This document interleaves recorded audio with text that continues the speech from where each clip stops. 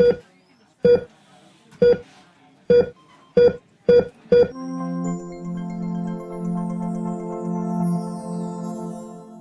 good evening, guys. So today we'll talk about some questions related to ECG and which are expected to come in your exam. So just be calm. So these are easy questions. Paper easy hota hai. So just try to be with me in the lecture. So we'll start with the basic thing. Who discovered ECG? So ECG, who discovered? So let me go one by one with the scientist name. If I say Hans Berger, Hans Berger discovered EEG. Hans Berger ने EEG की discovery करी थी. Not ECG, it is electroencephalography. So EEG के अंदर जो waves होती हैं, the waves in the EEG, these are also called as Berger waves. If I say William Einthoven discovered ECG. This is the question that you should remember. William Einthoven is a scientist who discovered ECG. So we call this as pioneer or father of ECG. Okay, if I talk about other options, if I say Paul Ehrlich, if I say it is considered father of chemotherapy. And Hippocrates is called as father of medicine. So understand this simple basic question, who discovered ECG? The answer is Wilhelm Einthoven. So this is the answer. चलते हैं अगले question पे. P wave in ECG. So as you know, you can see this first wave in ECG, this type of wave is called as P wave. First wave जो पहली wave आती है, that's called as P wave. So if I say this first wave that you see, this first wave P wave, it is due to atrial depolarization. So just understand this.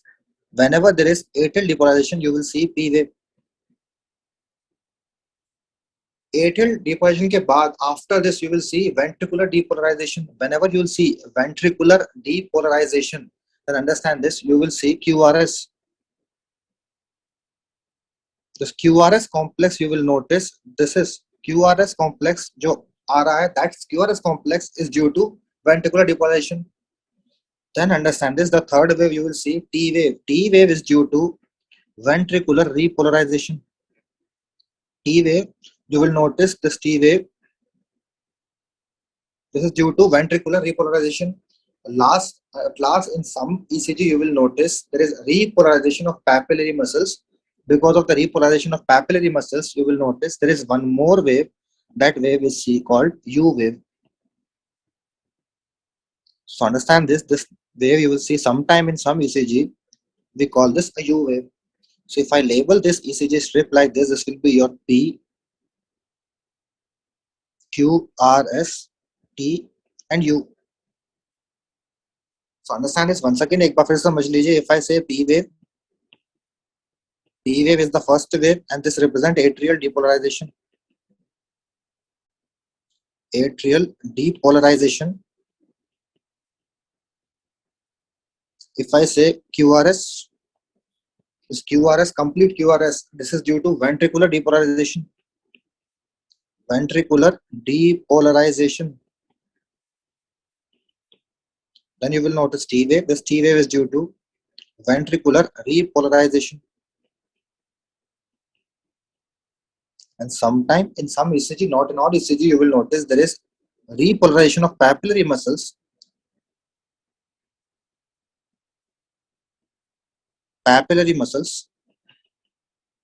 And because of this, you will notice the patient will get in the ECG UVs. So these are the waves that you should remember.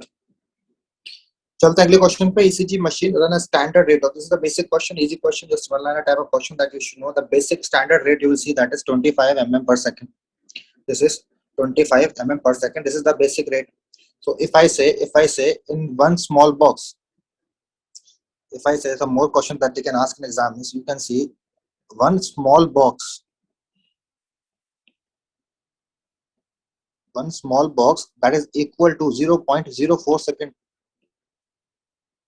0.04 second. अगर मैं आपसे बोलूं एक बड़े box में, in one big box, so you can notice this is one big box. 1, 2, 3, 4 and 5. You can see 1, 2, 3, 4 and 5.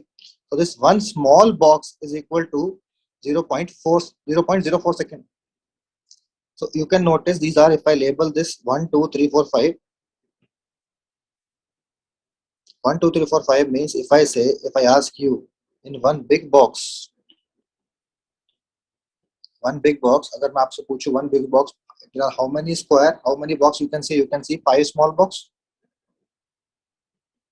You can see 5 small box, right? So if I say this 5 multiply by 0.04, so if I say the distance of this one big box, this will be 0.2 seconds. So these are some other questions that they can ask, or these are some expected questions that they can ask in your exam. Coming to the next question, so understand this, the question क्या question बन सकते हैं यहाँ से? ECG machine runs at a standard rate, that is 25 millimeter per second. One small box 0.04 and one big box will be 0.2 seconds. If I say what is normal PR interval, again a one-liner type easy question to understand this. Normal PR is considered in the range of 120 to 200 millisecond. 120 to 200 milliseconds. So answer is clear. Answer is A in this. Sometimes they can ask you a question on normal QRS. So this is your normal PR. Normal PR interval. If I say what is normal QRS, so if I say the distance in front of you, that is 80 to 120 millisecond, this is considered your normal QRS. Normal QRS. So understand this, QRS can be more than this. Then we call, there is some pathology in the ventricles. Is it clear? Some pathology in the ventricles. So if QRS is more than 120, that is called as, if I say QRS is more than 120 millisecond. So don't get confused. In some books you may see the answer 100 also. So understand this, it's more than 120 millisecond, then we call this there is some defect, or there is some pathology related to ventricles, so ventricular origin. Coming to the next question. If I say calculate heart rate given in this ECG, so heart rate calculation, so you can notice this, we have two things, like either you can calculate this RR interval, the difference in this RR, the number of boxes you can calculate, like big box 1, 2, 3, 4, 5, 6. So you can see there are 6 boxes, so we have a formula to calculate this. You can see the rate, the rhythm of this ECG is followed by QRS. So you can see this is a normal regular rhythm. So in this case, what you'll do, you can apply the formula 300 divided by RR interval big box. To be more accurate, you can use 1500 divided by RR interval. To be more accurate, you can use the formula 1500 divided by RR interval, and this RR interval, now you will calculate small box. If you calculate this, if I say 300 divided by big box, means you can notice 1, 2, 3, 4, 5, 6. So there are six boxes, right? Six boxes you will notice. 1, 2, 3, 4, 5, 6. So you can see 6 boxes. So if I say the answer in this case, this will be 50 beats per minute. So heart rate will be 50 beats per minute. This is the heart rate, how we calculate. Now sometimes they ask a question related to axis. So understand this, in axis what you can see 2 leads. Basically you can see lead V1, lead 1 and lead AVF. So these are the leads that you can see. So you can notice if you see, I told you can notice here. If you see the first, let me say how to calculate the heart rate. So heart rate formula in this ECG, you can see 1, 2, 3, 4. So let me see once again, there are 1, 2, 3, 4. So there are 4. So if I say 300 divided by 4, so heart rate in this ECG will be 300 divided by 4. So heart rate will come how much? This will be coming around 75. Heart rate will be 75. So understand this, what you need to see in the axis. So what you need to see in the axis, you need to see the deflection of your QRS. You need to see the deflection of QRS. So let's see, if I say, you can notice in lead 1, you can notice this, there is a negative deflection. You can notice in QRS, this is going towards downside, that is negative deflection. Or let me say the arrow, it is going down. And if you notice in AVF, you can notice it is moving up. It is moving up. So you can notice they both are reaching each other. So remember this formula, right reaches, left leaves. Right? So this is, they are reaching towards each other. So this is your right axis deviation.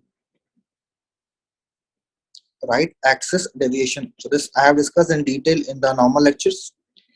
So understand this. Understand this. What we can say, you can notice. This is what we call right axis deviation. This is an ECG of right axis deviation. Okay, if I say what about QRS in this ECG? So understand this QRS. You should understand this. What is importance of QRS? You can notice. I told you the normal QRS. If I say the normal QRS, it is how much? Normal QRS how much? It is 80 to 120 millisecond. This is around 2.5 to 3 boxes. So I can say this is maximum 3 box. It is around 3 box. But here you can notice the QRS. This is the QRS. So let me highlight this. If I can say the QRS here, this is coming in only one box. This type of QRS, it is less.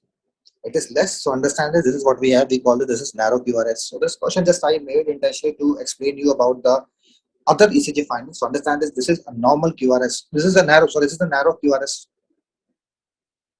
Okay, then we have spot diagnosis. Sometimes they ask a question on spot diagnosis. So understand this question carefully. First thing is, what is important in ECG is you should be looking at QRS before then P. So my point is you should look at QRS before P. So if you want to be sure in making diagnosis, you should look at the QRS. So you can see this. So I'm not looking at the P because I can't see P here. No clear P is seen. So you can see the QRS that is coming less than 3 box. Less than 3 box means it's coming only 1 box again. So this QRS is what? This QRS is again a narrow.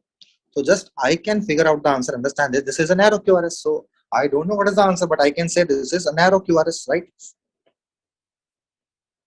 So understand this.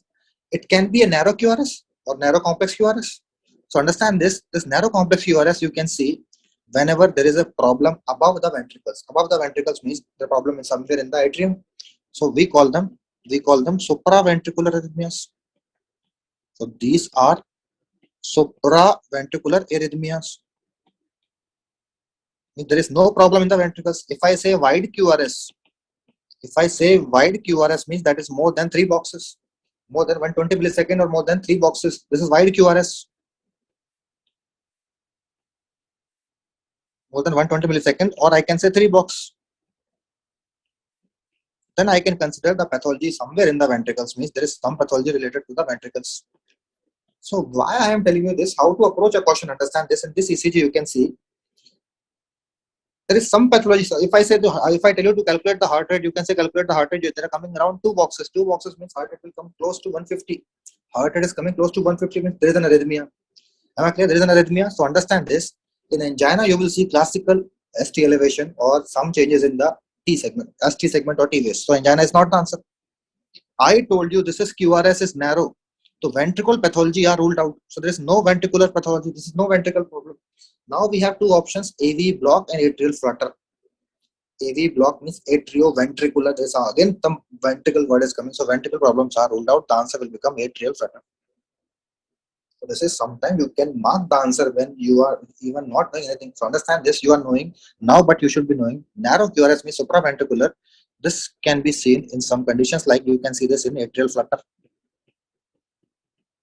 You can see narrow QRS or supraventricular arrhythmias origin, like you can see this in PSVT, paroxysmal supraventricular tachycardia. PSVT, paroxysmal supraventricular tachycardia. Supraventricular or narrow QRS again you can see in atrial fibrillation. And if I say the fourth one, you can see this narrow QRS in MAT. MAT means multifocal atrial tachycardia. So understand this. In our option, it was only flutter, so we marked the answer. But again, how we rule out? So understand this. This is this type of characteristic wave you can see in the ECG. These are the waves you can see in the ECG. These waves are called as sawtooth waves. So these are what? These are sawtooth pattern. Sawtooth pattern. So that is classical for flutter. But how to approach is understand this. In PSVT, you will see a regular RR interval. You will see there will be regular RR interval and there will be no sawtooth pattern. In atrial fibrillation, you will see more fuzziness. More fuzziness means you will notice this is sawtooth pattern, but instead of this, you will see like this. You will see this type of a little small. These small waves are called as fibrillatory waves. I'll explain to you again in the next question that we come. And understand this, in MAT, multifocal atrial tachycardia, you will see 3 different type of P waves. Means you will see more than 3 different type of P wave.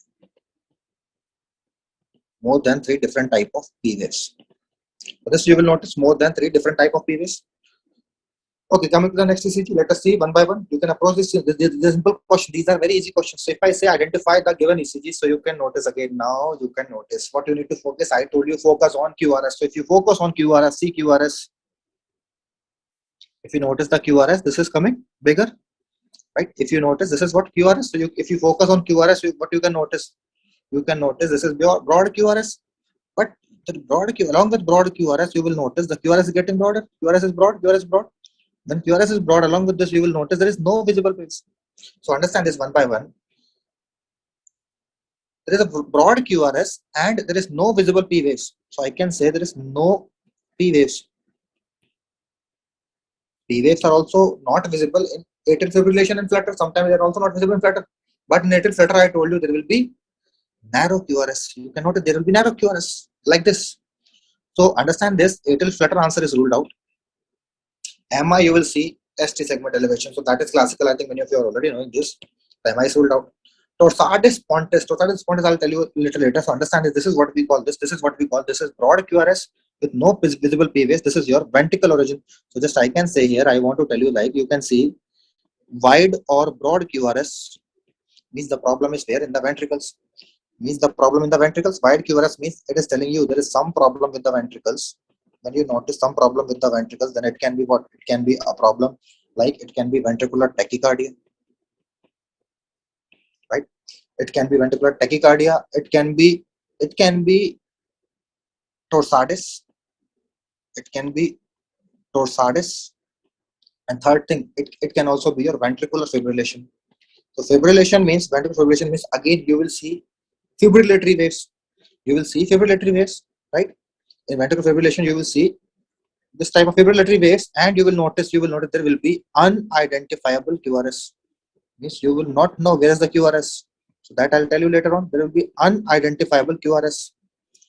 If I say in torsades you will see more than 3 type of QRS. Like in MAT, you will see more than 3 type of P waves. In torsades, you will see more than 3 type of QRS. So what is left?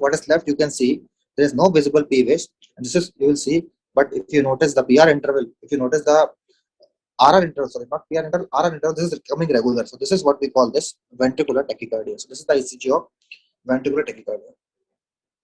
Okay, coming to the next question. So these are some different questions. Just try to understand this. Identify the ECG. So first thing, what you need to check, you need to check is QRS. So QRS is narrow. Simple. QRS is narrow. Narrow QRS. So ventricle pathologies are ruled out. Simple. Ventricle pathologies are ruled out. QRS is narrow. MI, you will see ST segment changes, ST elevation, right? ST elevation, ST depression. So this is what we see. You will see some T wave changes. This is what supraventricular tachycardia. If you remember, just come back to this. I told you before, narrow QRS you will see there, supraventricular origin, and it is seen there in PSVT, flutter, atrial fibrillation, MAC. So I have shown you flutter, PSVT. Clear? Okay, coming to the next ECG. Coming to the next one, if I see this is identify the ECG. So here, just I am giving you the hint. Just try to understand this. Just try to understand this. You can also notice here, this is also there is a narrow QRS. You can notice there is a narrow QRS. This one box. So there is a narrow QRS. What else you will notice? You will notice asystole. You will see a flat line. Asystole. You will see a flat line. So this is not the answer. And MI again, you will see ST segment T wave changes. So it's not the answer. In flutter, I told you, you will see sawtooth waves, sawtooth pattern. So flutter is not the answer, right? Then you can notice here, the question is itself highlighting you that you can see this is a P wave, right? Which is going like this.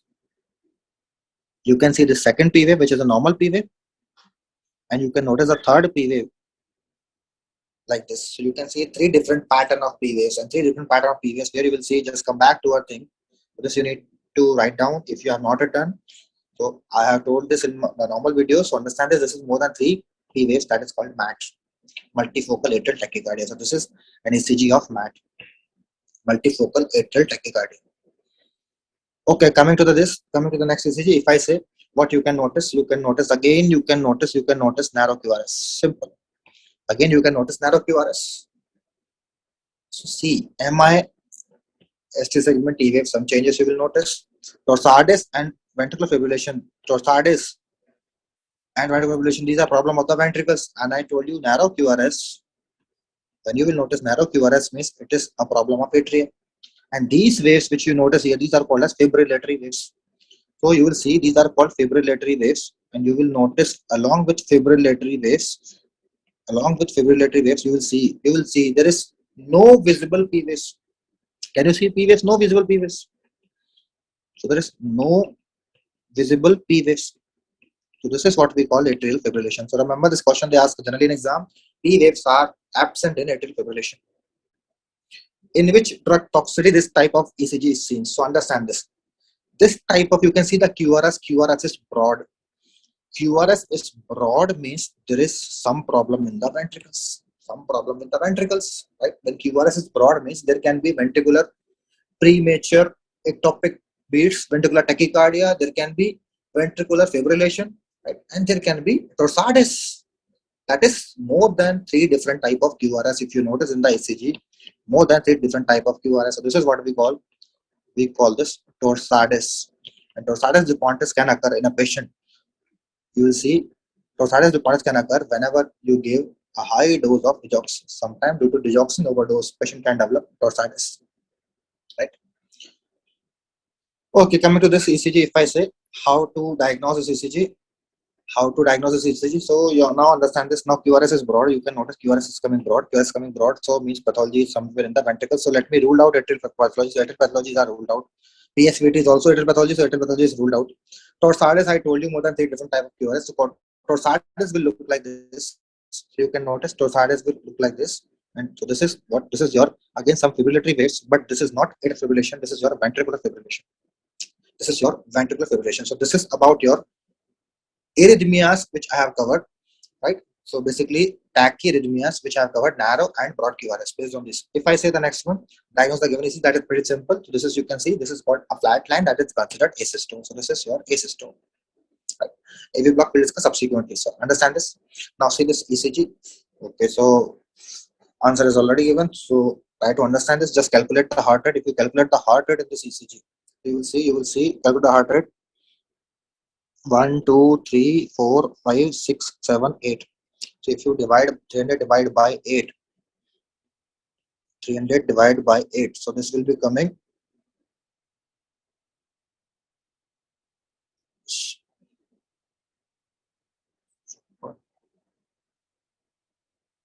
heart rate will come around 37, right? Heart rate will come close to 37. So heart rate is less than 60, means it is a sinus bradycardia, right? You can see this is considered a sinus bradycardia. So you calculate the heart rate, you can see heart rate is coming lesser.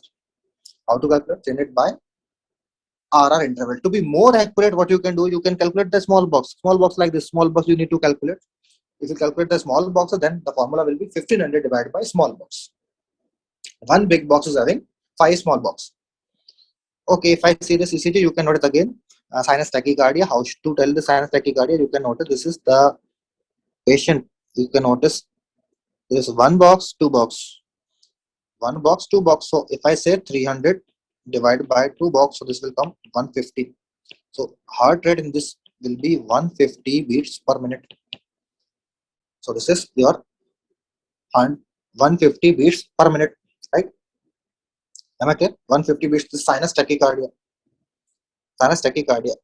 Okay, then see, let us see some other ECGs. If I see the next ECG, if I say, you can notice in this ECG, what you can notice, the patient is having sinus bradycardia. So now 1, 2, 3, 4, 5, right?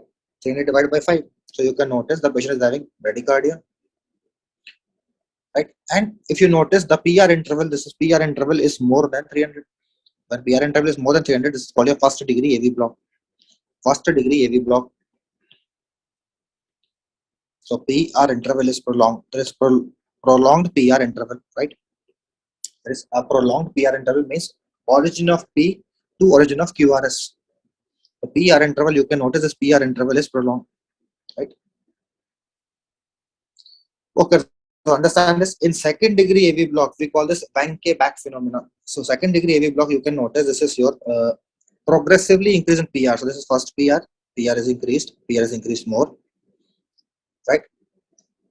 Then you will see what? You will see this is a normal beat, then you will see a short PR after this. So I can say how to say this is called also called a Ranke-Back phenomena or Mobitz one. So you will see there is a progressive increase in PR, progressive increase in PR. PR interest increased, right? And you can notice PR is longest. This one is longest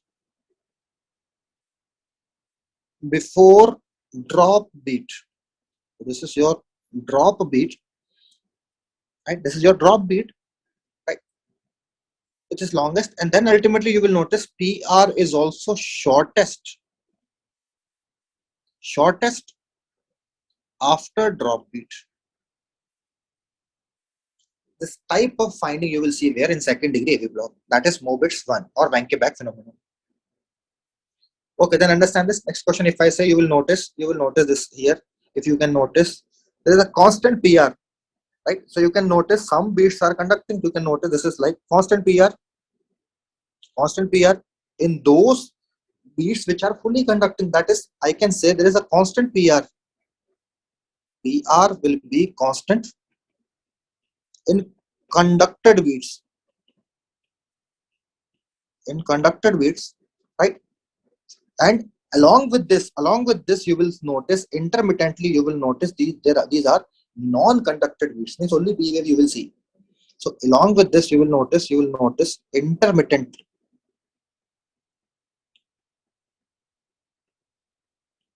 non-conducted P waves. This type of finding you will see non-conducted P wave. This is where you will see where this type of finding you will notice that is in second degree AV block, that is also called as Mobitz 2. This is you will see where in Mobitz 2. Mobitz 2. So Mobitz 2. So this is also second degree AV block. Second degree AV block. Okay, if I compare to this, you can notice in this ECG you can notice these are atria, a constant a constant P, that is called a constant PP, and a constant RR. Constant PP and constant RR. PP and RR both are constant, and you can notice the atrias are beating separately and ventricles are beating separately. So you can notice if you calculate the distance between RR, that is fixed, right? They are constant. And if you notice the distance between P, this distance between different P, that is also fixed. So this type of finding you will see there, and you can notice we also call this AV dissociation. AV dissociation means atria and ventricles, they are not beating properly. We call this AV dissociation. So this is seen where? This is seen in third degree AV block. This is seen in third degree AV block. So the patient is having severe bradycardia and this type of AV block, you need to treat by pacemaker. Okay, then you will notice this type of T waves. We call them peaked T waves. So these are what? These are your peaked T waves. These are your peaked T waves.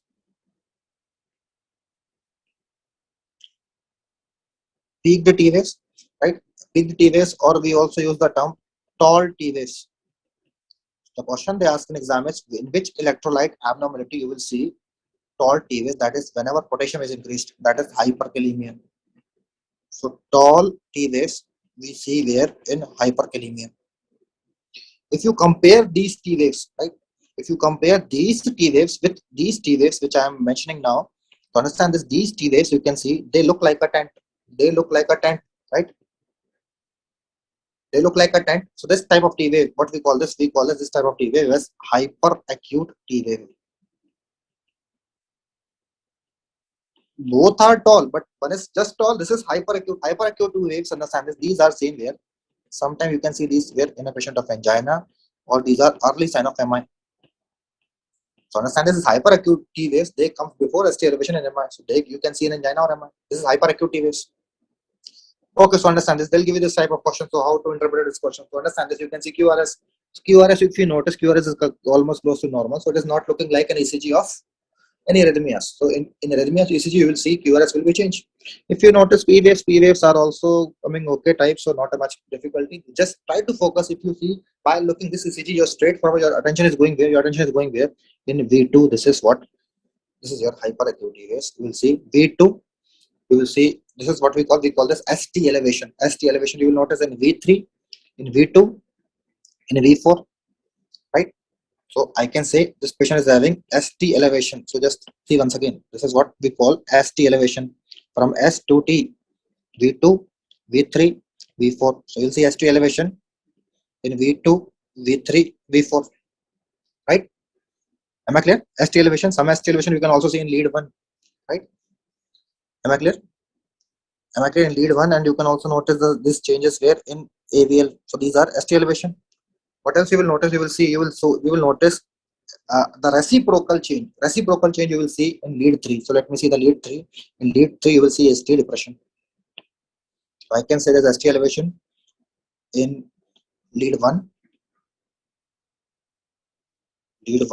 and AVL with reciprocal change. Reciprocal change means opposite. With reciprocal change where in lead 3, right? So this is what we see. If you see reciprocal change along with acceleration, this is classical ECG that you'll see in the patient of MI. So this is basically your interceptal MI. So that details will not ask in your exam. This is your myocardial infarction. Myocardial infarction. Myocardial infarction. So let me come to other question. If I see, you can notice while pacemaker catheter is being inserted, the client heart rate drops to 38. There is a bradycardia. What medication you will give? So understand this. Amiodarone, lidocaine, digoxin, we give for tachycardias to control the rate. The answer is only atropine sulfate. So we give in bradycardia. What we give? We give atropine. We give atropine in bradycardias. Clear? In bradycardia, what we give? We give atropine. Okay, and now observe the following rhythmia on client cardiac monitor. What rhythm does the nurse identify? So understand this. Now, what to see in this ECG? If I say what to see in this ECG, you can see QRS. You can notice the QRS. QRS is broad. So QRS is broad. When QRS is broad, atrial pathologies are ruled out. QRS is broad. You can notice broad QRS. So atrial pathologies are ruled out. Now the question is, it is fibrillation or it is tachycardia? So understand this. Why? If you see there is unidentifiable, right? Unidentifiable PR and unidentifiable QRS. So you can notice there is no identifiable QRS. So this is in ventricular fibrillation. In ventricular tachycardia, I showed you before. In ventricular tachycardia, if you remember, let me show you once again.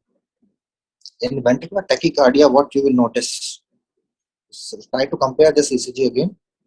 You can notice here there is no P waves, right? But there is a simple pattern, right? The QRS you can see visible, right? But in fibrillation you will see there is unidentifiable. You can see QRS is visible here. P wave is absent, but QRS is visible. But in this ECG you will notice there is unidentifiable QRS. So this is what we call this ventricular fibrillation. So this is the ECG of your ventricular fibrillation. Okay, coming to the next question. What nursing action should be included in a plan of care for a client who had permanent fixed pacemaker? Instruct the client that it's better to sleep on top 2 pillows. No way, there's no issue, no things to take 2 pillows.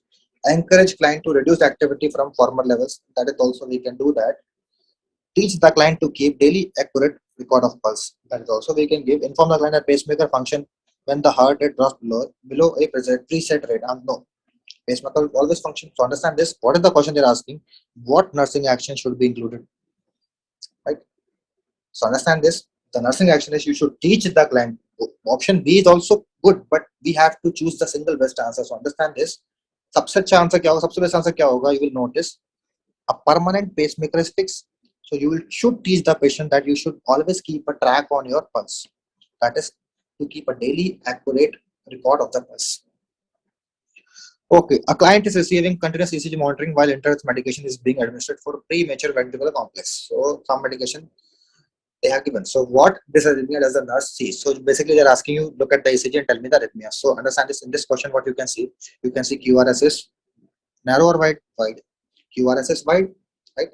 QRS is wide. So what I told you, when QRS is wide, atrial pathologies are ruled out. Simple.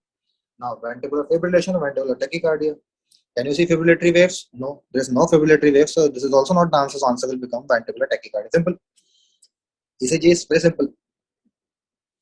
Next question. If I say when a client develops ventricular fibrillation in a coronary care unit, what is the responsibility of the first care person? Whenever a person develops ventricular tachycardia or ventricular fibrillation, understand this. These ventricular arrhythmias, they are very lethal, they are very dangerous. ये बहुत ज़्यादा dangerous होते हैं. So understand this, whenever you see these are lethal arrhythmias, they are very dangerous. There is no role of oxygen. There is no point of suscitation. Sodium bicarbonate, there is no role. कोई acidosis थोड़ी हो रही है. There is no acidosis. The point is, whenever you see ventricular fibrillation, you should do immediate defibrillation. So answer is the nurse should initiate defibrillation. Second last question. If I say a client who had myocardial infarction in the coronary care unit, MI हो गया. Nurse observe ventricular irritability on the screen. Ventricular irritability means ventricular tachycardia or ventricular fibrillation means some problem with the ventricles. I told you ventricular arrhythmias हमेशा कैसे होते हैं? Dangerous होते हैं. Ventricular arrhythmias are always dangerous.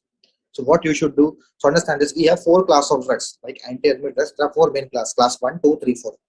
So understand this, out of these 4 classes, beta blocker and calcium channel blocker we reserve for prophylaxis. Means beta blocker, calcium channel blocker ये क्या करेंगे? ये rate control करेंगे. So we prefer them for prophylaxis. But यहाँ पे तो emergency, this is an emergency and this is a lethal arrhythmia I told you. So what you should give, the most common thing is you should control the rhythm. So understand this, amiodarone is a common drug that we use. So what we do to understand this patient should be immediately getting a shot of amiodarone, that is amiodarone. Rhythm control is needed here. यहाँ पे क्या चाहिए आपको? rhythm को control करना है. Digoxin we give in some conditions that I will tell you later, like atrial fibrillation we give. With heart failure we can give digoxin. Furosemide means elastics. Diuretic है तो norepinephrine, it will further increase. अगर आप दोगे heart rate और बढ़ जाएगा. There is no role. Clear? Coming to the next one, the last question. For which client should nurse conclude that prescription of digoxin is appropriate? Means digoxin आपको कहाँ देना है? अभी मेरे मुंह से निकल गया था answer. I just said the answer. So see one by one. Let's see one by one. In this DECG, what you can see, P, QRS, T. सब कुछ आ रहा है.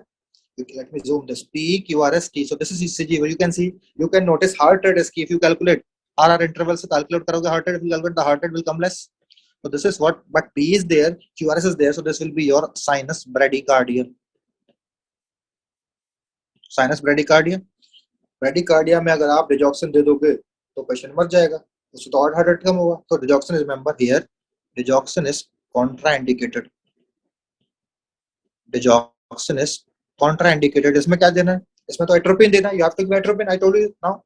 Now see the next ECG. If I see, this is what, narrow QRS or wide. अब तो सीख गए हो सब, right? Now you are learning everything. Narrow or wide QRS. Now it is wide QRS, guys. To tell me the answer, QRS wide है तो क्या होगा? Ventricular pathology or atrial? It is ventricular pathology. So this is your fibrillatory waves आ रही है, नहीं आ रही. This is what ventricular tachycardia. This is your ventricular tachycardia. इसको short में VT बोलते हैं, right? Ventricular tachycardia में आप क्या करोगे? रिदम कंट्रोल करोगे. I told you amiodarone दोगे. पहले amiodarone दोगे. जब पेशेंट की छुट्टी करोगे तो बीटा ब्लॉकर दोगे या कैल्शियम ब्लॉकर दोगे. अगर ठीक हो जाएगा तो. Now see this one. This is what P, QRS, T. Heart rate भी सही है, सब कुछ सही आ रहा है. तो this is nothing. ये तो normal है. This is your normal sinus rhythm. Normal sinus rhythm. This is your normal sinus rhythm. तो normal patient को digoxin तो देना ही नहीं है. This is not the answer. Ventricular tachycardia में I told you here what we give. Here we give amiodarone because rhythm control is needed. Now understand this. What is the answer? You can notice, if you notice यहाँ पे heart rate is very fast, right? Heart rate is very fast. You can see these are fibrillatory waves and there is no visible P wave. So this is what? This is the ECG of AF. AF means atrial fibrillation. Atrial fibrillation patient can develop heart failure. तब आप क्या दोगे? Then you will give digoxin. Right? So there are some questions, some theoretical based, some MCQ based, and I'm sure that you will get some of these questions in your NORCET exam. So wish you all the best. Be happy. ECG is nothing. Just try to see this video at least twice before your exam. आपको ये 2 बार पढ़ना है. Good luck. Thank you so much. Thank you for listening. Take care. Bye bye.